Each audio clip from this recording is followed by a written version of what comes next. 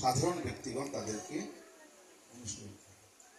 তো আমাদের আজকে যে যাকে উপলক্ষ করে এখানে আমরা সকলে সমবেত হয়েছি, সেই পারুলবালা মাতাজির শুভ বৈদিক শ্রাদ্ধ অনুষ্ঠান গতকালই সমাপন হয়েছে। আজকে ভাগবতী অনুষ্ঠান ও ভক্ত বৈষ্ণব সভা।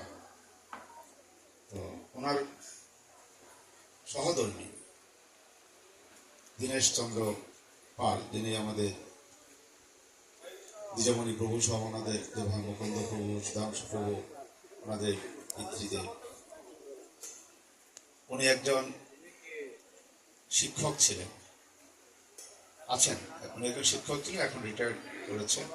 এবং যেমন মা তেমনই বাবা, এটা আমাদের সুরপতি প্রভু একটু আগে বলছিলেন, আজকে দত্তহাট ক্লাস দিয়ে তার জন্য বলছিলেন। যেমন বিদ্যালয় ভালো হলে কি হবে, যদি শিক্ষক না থাকে ভালো, পড়াশোনা ভালো হবে না।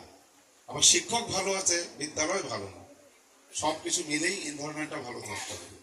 আবার ছাত্র স্কুলও ভালো, শিক্ষকও ভালো, ছাত্র ছাত্রী ভালো না হবে। সুতরাং যেমন স্কুল তেমন ছিলেন শিক্ষক, একইভাবে এই স্কুলের ছাত্রছাত্রীগুলো ভালো হয়েছে। এই যে আমাদের মাতা পারুলবালা দেবী, তার 5টি সন্তান এই পৃথিবীতে ডেকে এনেছেন ভগবানের কাছ থেকে। তার 4টি সন্তানেই, 4টি ছেলে সন্তান, 1টি কন্যা সন্তান। ওই 4 এবং এই 1 5, এই 5 জন সন্তানই কৃষ্ণ ভক্ত হয়েছেন এবং তাদের আরো নাতি নাতনি রেখে গেছেন, তারও কৃষ্ণ ভক্ত হয়েছে। প্রত্যেকেই ভালো ভালো স্কুল কলেজ ইউনিভার্সিটিতে পড়াশোনা করছেন, ভালোভাবে তারা প্রতিষ্ঠিত হয়েছে।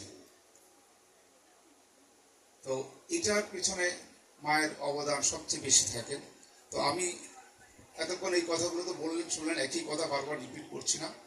সুতরাং মা যে কতটুকু ভক্তিমতী ছিলেন, এবং সবচেয়ে বড় কষ্টের যে জায়গাটা হলো সাধারণ মানুষের কাছে কেউ চায় না যেটা, নিজের সন্তানকে সন্ন্যাসী বানানো, ব্রহ্মচারী বানানো। সেইটা মহান একটি ত্যাগ, যে সন্তানকে দেশের জন্য, দশের জন্য, সমাজের জন্য এবং এই হিন্দু সম্প্রদায়ের জন্য তথা সারা পৃথিবীর মানুষের শান্তির জন্য যেন ধর্ম প্রচার করতে পারেন, তিনি সেটা ছিল প্রভুপাদের এই প্রতিষ্ঠান ইসকনের হাতে তুলে দিয়েছিলেন।